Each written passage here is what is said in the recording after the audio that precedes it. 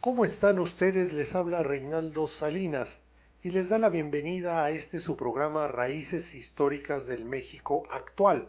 Es para mí un gusto volver a traerles una nueva cápsula histórica. En esta ocasión les hablaré de una gran construcción de seguridad con una historia interesante, donde estuvieron recluidos grandes escritores y presos políticos. Hablaré de su origen, desarrollo y evolución hasta su cierre como cárcel. El Palacio de Lecumberri, ubicado al oriente del centro de la Ciudad de México, en la alcaldía Venustiano Carranza, fue una penitenciaría y es desde 1976 sede del Archivo General de la Nación, a unos minutos del Palacio Legislativo actual. Lecumberri, una prisión que formó parte de la seguridad de México.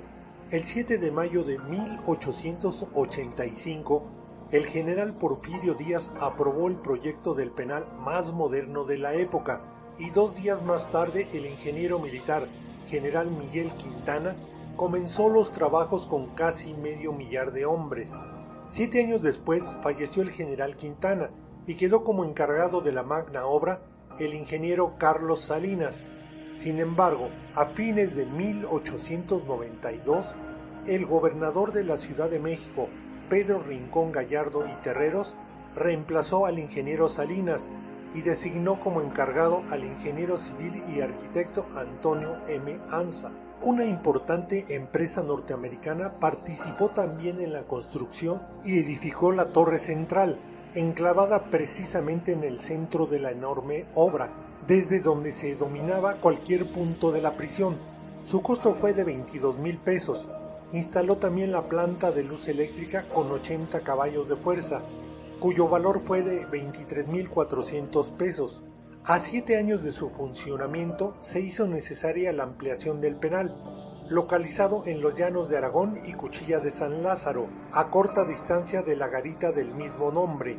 Los trabajos para su extensión fueron realizados en una superficie total de 75,000 metros cuadrados y tuvieron un costo adicional de 720,000 pesos, de tal manera que la edificación de la penitenciaría de la Ciudad de México, a la postre el Palacio Negro de Lecumberri, costó en total 3,117,000 pesos.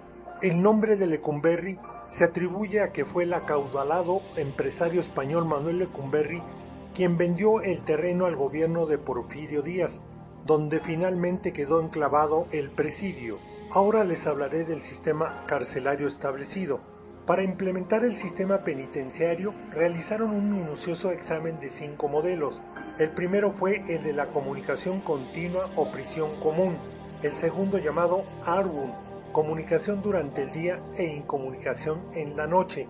El tercero fue el de incomunicación absoluta y aislamiento total. Un cuarto fue el de la separación constante de los presos entre sí. Y el quinto es la comunicación solamente con los empleados de la penitenciaría, los sacerdotes del culto que profesaran y personas que pudieran moralizarlos. Finalmente el sistema irlandés Compton, cuya base era el paso sucesivo de los reos por los grados en que se dividía la pena, fue el elegido para aplicársele a los reclusos en 4 periodos.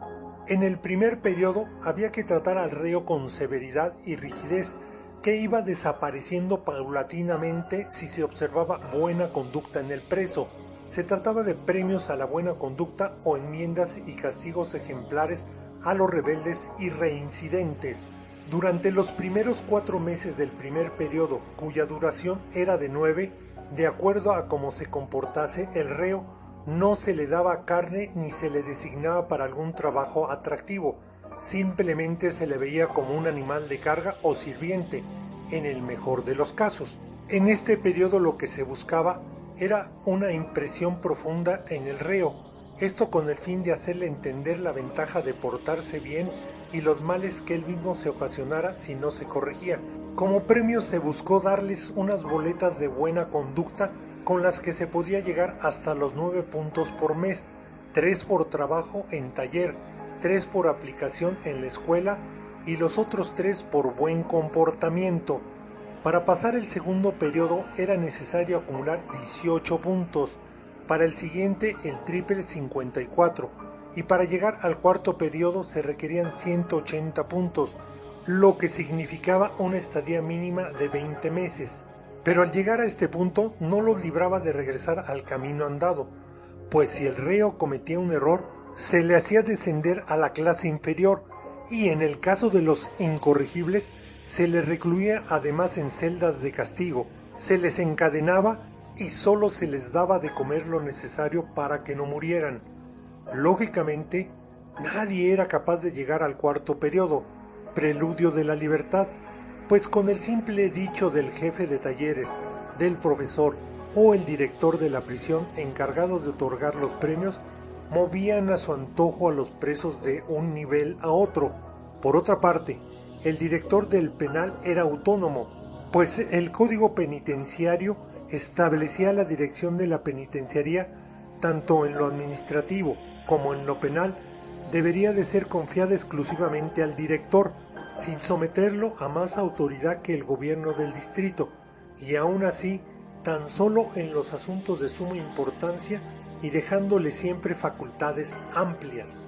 Tales disposiciones convertían al director en turno en señor de horca y cuchillo, dueño de vidas y bienes de reos y de la penitenciaría. Ahora les hablaré de los sueldos. El primer director fue el licenciado Miguel S. Macedo, a quien se le asignó el sueldo de 244 pesos, mientras que un celador de segunda categoría ganaba 41 pesos. En el mes de febrero de 1901, los salarios del director, el jefe de celadores, vigilantes, administrador, tenedor de libros, médico, 3 practicantes, un profesor, cocinero, galopines y demás empleados, sumó el total de 2.283 pesos. Otro dato importante del que les hablaré es de quiénes fueron los 3 primeros reos. Tras la ceremonia de inauguración, al siguiente día comenzó el traslado de presos de la cárcel de Belén a la flamante y reluciente penitenciaría de la Ciudad de México, y fueron 137 reos los que integraron la primera remesa que llegó al penal, entonces ejemplo de modernidad. Los 3 primeros reos en trasponer lo que más tarde se convertiría en la mansión del delito fueron Manuel Zúñiga, acusado de abigeato, Antonio Andino, salteador de caminos, y Zenobio Godoy, señalado como violador. Ahora les hablaré de cómo era el recibimiento de un reo. Al ingresar el reo a prisión se le recogían las ropas que vestía, se le rapaba, se le bañaba con agua fría a manguerazos y se le rociaba con insecticida. Solo así se le podía asear correctamente y se le podían matar todos los bichos que pudiera llevar, decían las autoridades carcelarias. Sus pertenencias también se le recogían con la promesa de regresárselas cuando recobraran su libertad. Sin embargo, eso nunca ocurría, pues cuando alguien lograba salir con vida de ese infierno, lo único que quería era alejarse rápidamente sin reclamar nada. Al formar parte de la población penal, se le dotaba de 2 juegos de camisas y pantalón de manta a rayas, a las mujeres camisa y enaguas blancas, cofia y zapatos, así como 2 camisas de lana para el invierno. La dulzura de nuestro clima y las ocupaciones prescritas para los reos no hacían necesario otras prendas para abrigarse, rezaba uno de los artículos del reglamento interno, que fue derogado a los 2 años de haberse implantado.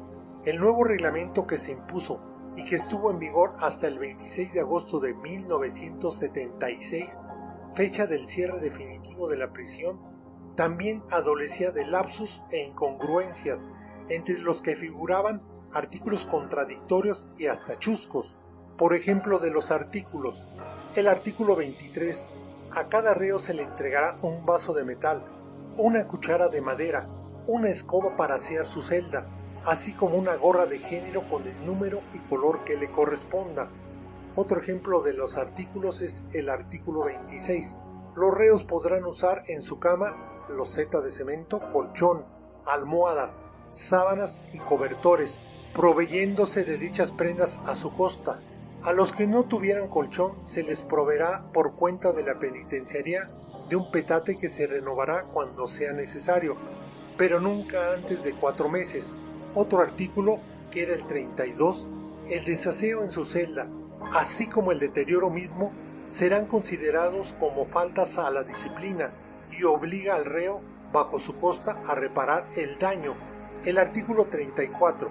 Todos los reos serán alimentados por cuenta de la penitenciaría, administrándoles diariamente: primer alimento, atole y pan; segundo alimento, arroz, carne, frijoles o alguna otra semilla; y tercero, frijoles y pan. La ración alimenticia será fijada por la misma dirección y en el segundo periodo esta determinará que sea más abundante, lo mismo que en el tercero y en el cuarto. Artículo 54. Se prohíbe toda violencia física para hacer trabajar a los reos renuentes. Como se darán cuenta, muchos de estos artículos no se cumplían ni se cumplieron al pie de lo que decían.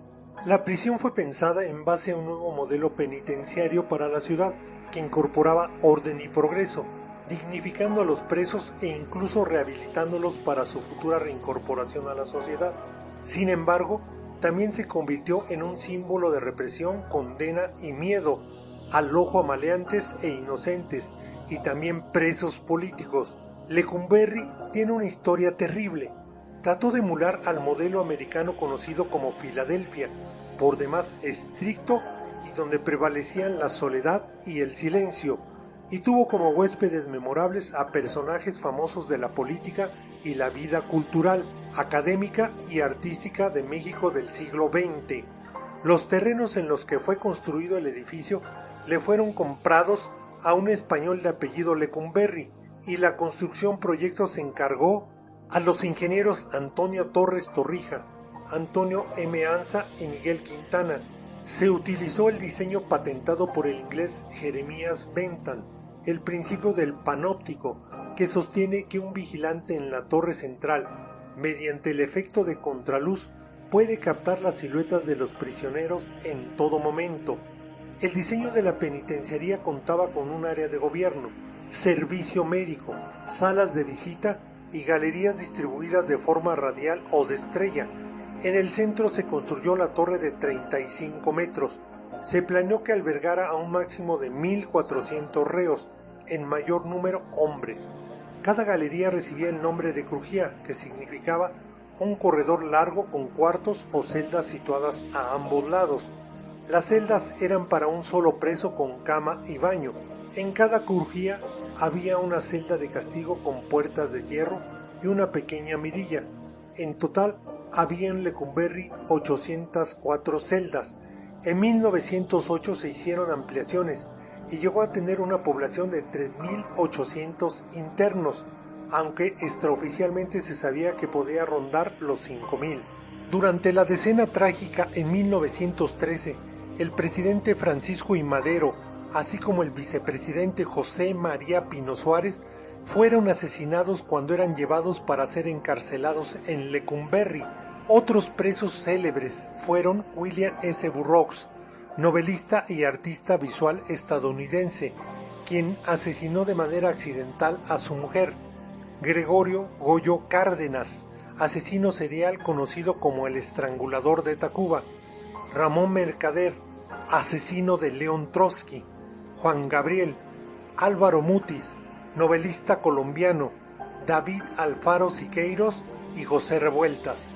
En 1968 sirvió para encarcelar y asesinar a jóvenes durante el movimiento estudiantil, en donde la mayoría fueron torturados con golpes y descargas eléctricas en los genitales.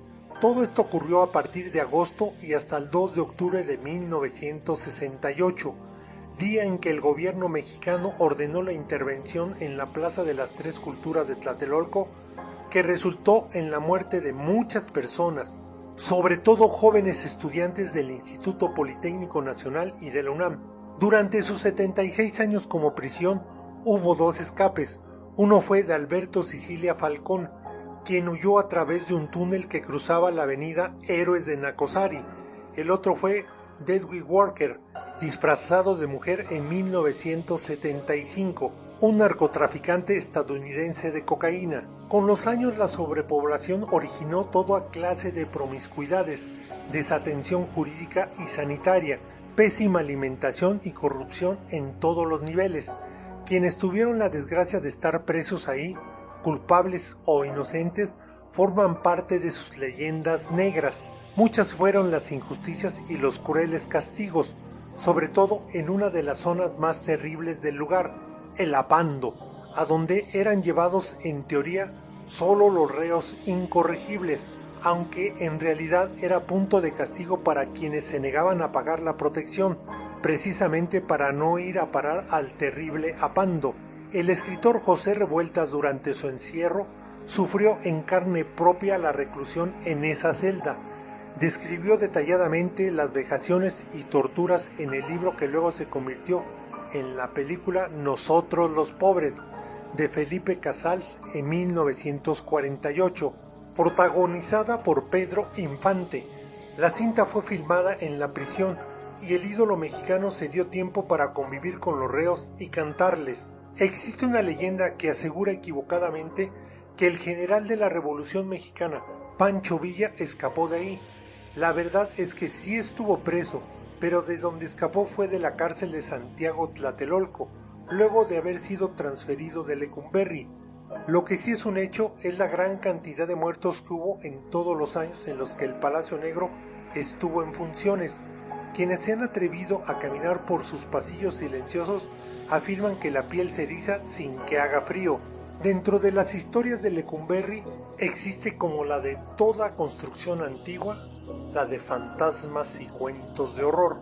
Una de las leyendas más contadas es la de Don Jacinto, quien se le apareció a uno de los trabajadores y le preguntaba, entristecido por su esposa.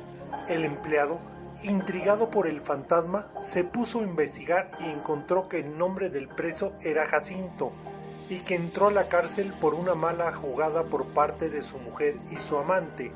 Sin embargo, el alma de Jacinto seguía con la esperanza de que ella lo visitara algún día. También está la historia del prisionero ahorcado. Era un hombre que se suicidó en un momento de distracción de los guardias tras ser condenado por un crimen que decía no haber cometido.